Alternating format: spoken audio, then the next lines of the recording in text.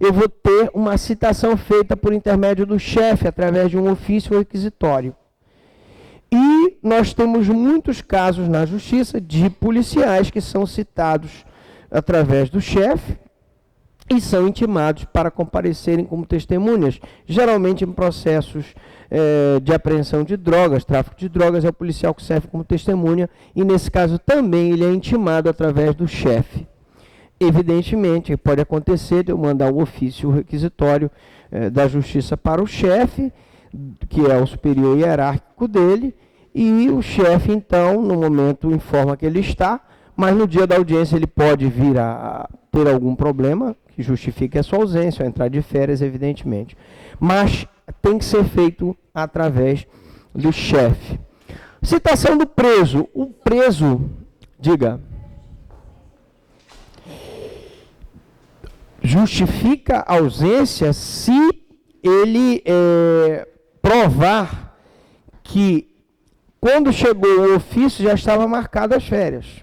O que ele não pode, que depois de ser feito o ofício requisitório, ele tirar férias, com o pretexto dele não ir para a audiência. Então a pergunta é, as férias justificam a ausência do policial? Não, não justifica, em tese não.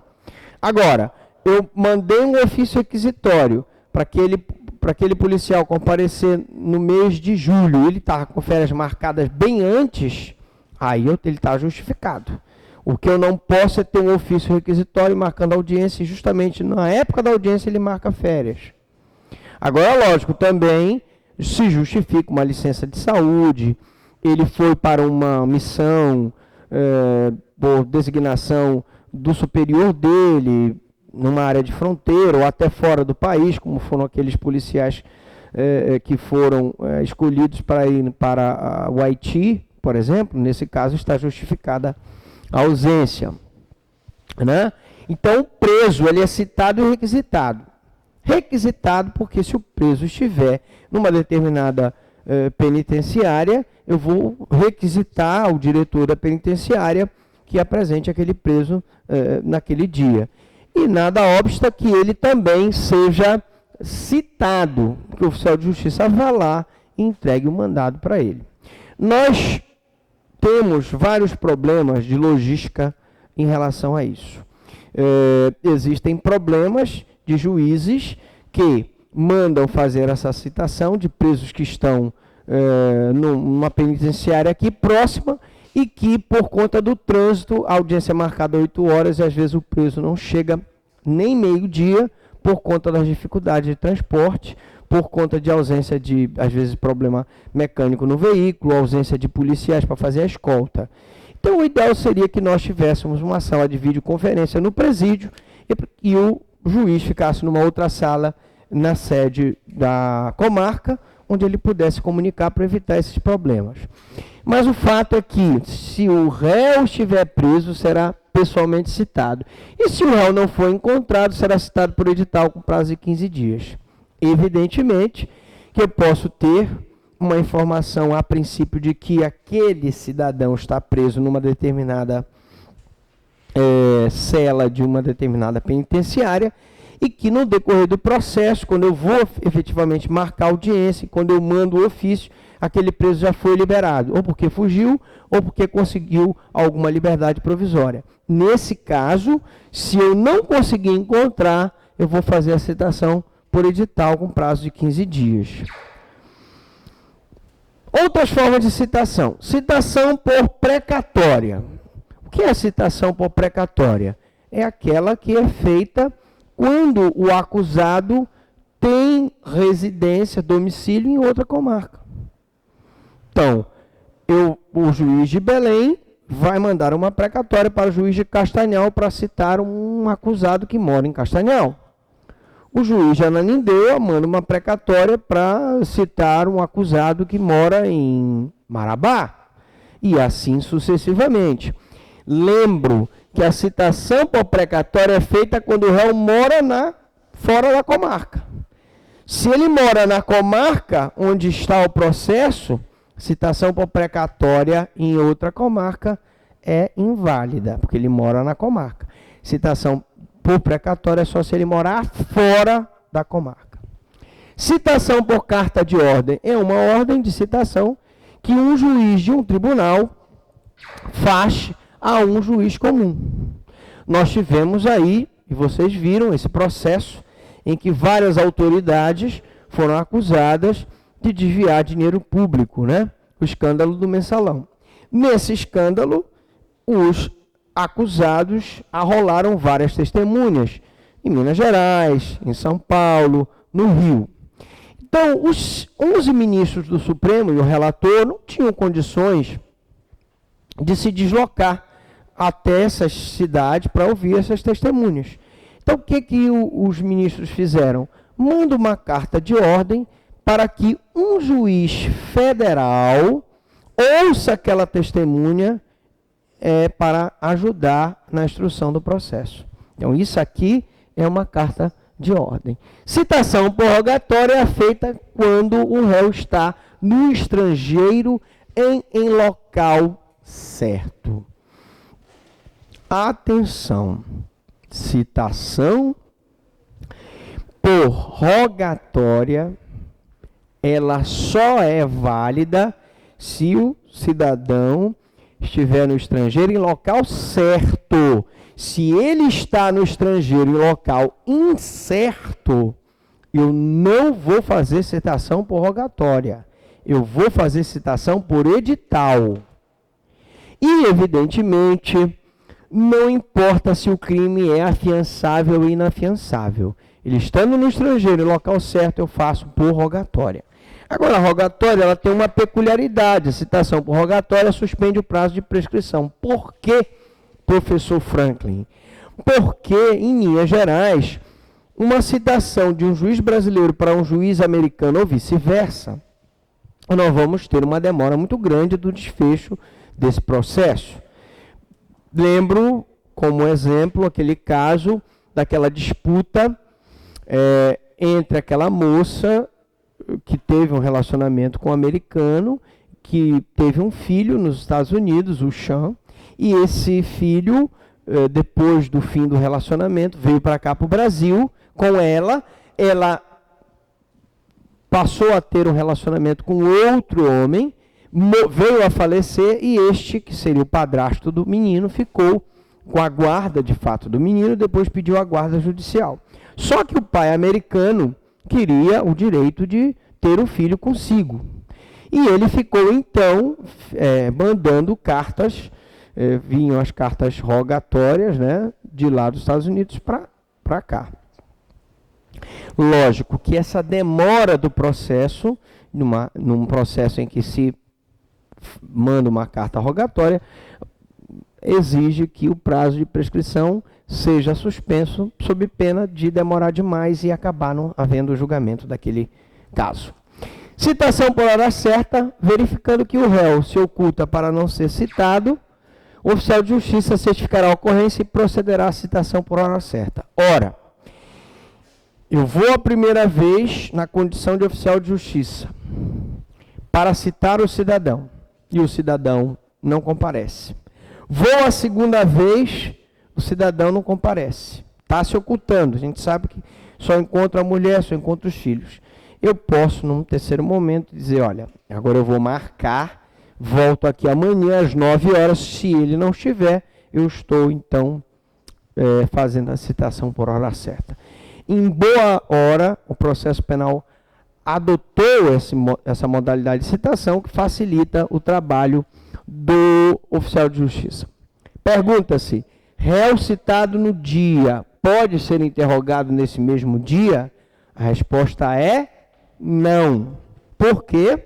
Porque nós já vimos que se o réu pedir prazo para preparar a defesa, o juiz é obrigado a conceder, porque é um direito do réu, e a jurisprudência dominante nos tribunais superiores, tanto o Supremo Tribunal Federal quanto o Tribunal Superior Tribunal de Justiça, impõe um prazo mínimo de 24 horas. Eu falo prazo mínimo, porque o prazo ideal seria uma semana ou até um mês, para que o réu possa articular sua defesa, com o advogado, com o defensor ou sua autodefesa. Entre essas 24 horas tem que ser feitas entre a citação e a realização da instrução processual, para que ele tenha tempo mínimo de poder se defender.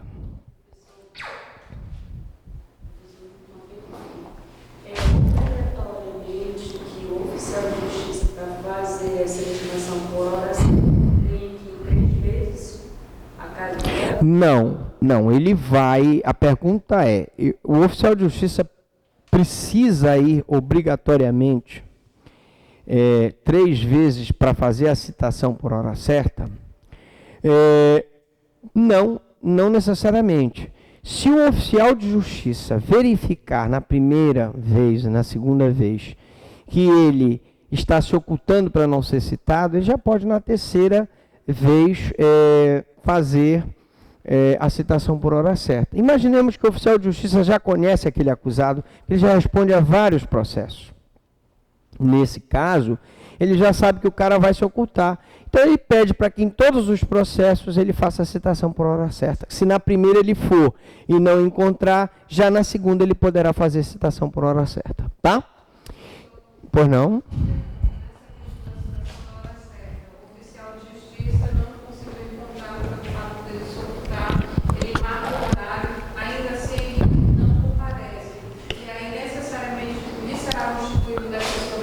Sim. A citação por hora certa presume a citação, não é uma citação real, mas é uma citação ficta, mas em respeito ao princípio da verdade real, do contraditório e da ampla defesa, mesmo ele não comparecendo, mesmo que injustificadamente, ainda que ele fosse citado validamente, o juiz é obrigado a constituir um defensor, porque ele não pode ser processado sem defensor público e sem advogado. Ok? Beleza. Então vamos falar agora da citação ficta ou presumida, que é a citação feita por edital. Hipótese de cabimento. Primeira hipótese, réu não encontrado, prazo de 15 dias. Então, nós já vimos que se o réu não foi encontrado, prazo de 15 dias. Réu que se oculta para não ser citado. Tenho 2 opções. Quando ele se oculta para não ser citado, agora eu faço a citação por hora certa. Ou, para reforçar a citação por hora certa, eu posso fazer uma citação por edital com um prazo de 5 dias. Porque o que é importante na citação por hora certa é que o oficial certifique que o acusado está se ocultando para não ser citado. Tá certo? O réu que se encontra em lugar inacessível, eu vou ter que fazer um edital com prazo de 15 a 90 dias, de acordo com a inacessibilidade. Então, exemplos de inundação, de guerra, de grandes catástrofes naturais, uma cidade que foi alagada, uma cidade que sofreu uma enxurrada, eu tenho que ter muito cuidado como juiz na hora de estipular o prazo desse edital. Porque imagine que aquela cidade que sofreu aquela inundação tenha ficado 100 dias sem que pudesse ter acesso. Então, eu não posso fazer um edital de 90 dias. Então, eu preciso dar o prazo de acordo com a acessibilidade. Então, eu vou fazer um edital se ele está em local inacessível, mas vou ter aquela preocupação de ver quanto tempo ficou inacessível.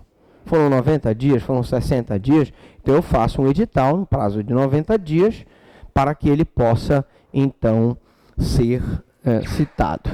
Citação ficta ou presumida, quando o réu é pessoa incerta, e aí a pessoa incerta é a pessoa que não foi devidamente identificada, mas cujo paradeiro é desconhecido, porém fisicamente certa.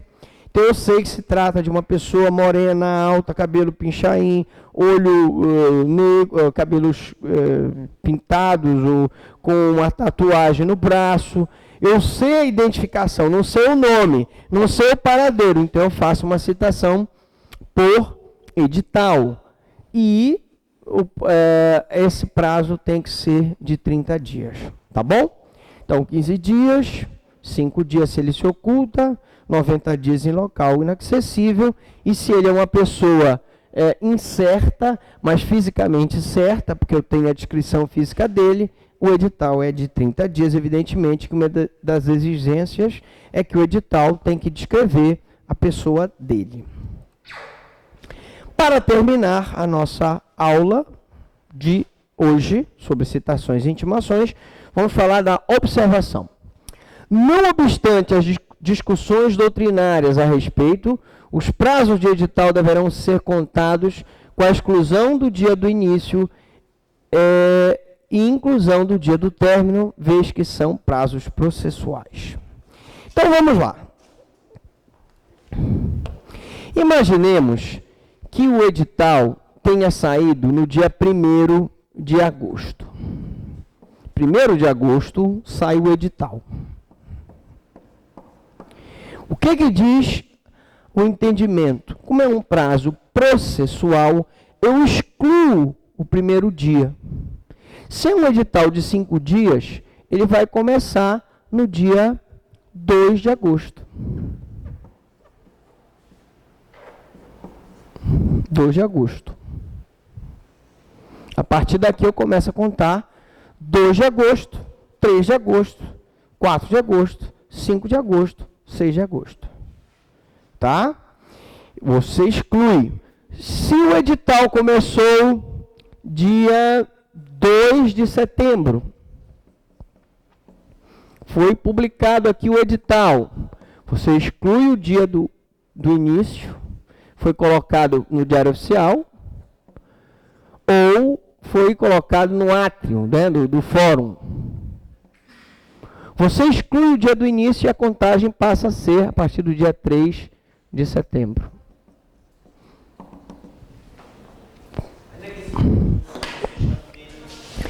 Se o prazo começar numa sexta-feira, hoje, você começa a contar a partir de segunda-feira.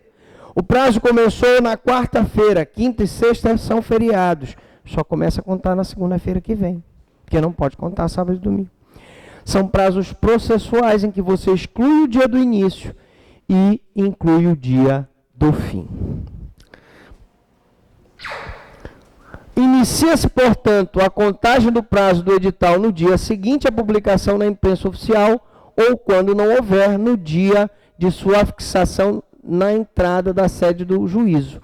Então, ou eu conto a partir do Diário Oficial, ou eu conto a partir do momento em que aquele documento foi afixado lá na parede lá da vara lá daquela comarca. E foi fixado num dia, eu excluo aquele dia que ele foi fixado e passo a contar a partir do outro dia, contando o dia do término, excluindo o dia do início. A observância dos referidos prazos é fundamental. Eu falo os prazos do edital, né? Por quê? Porque, de outra forma, ocorrerá nulidade insanável do processo, porque haverá violação do princípio do contraditório e da ampla defesa, já que aí há uma formalidade nos editais e que a doutrina e a jurisprudência dizem que tem que ser efetivamente cumprido sob pena de nulidade do processo. Na próxima aula, nós veremos citações e intimações, parte 2. Pergunto, até aqui, alguma dúvida, alguma pergunta?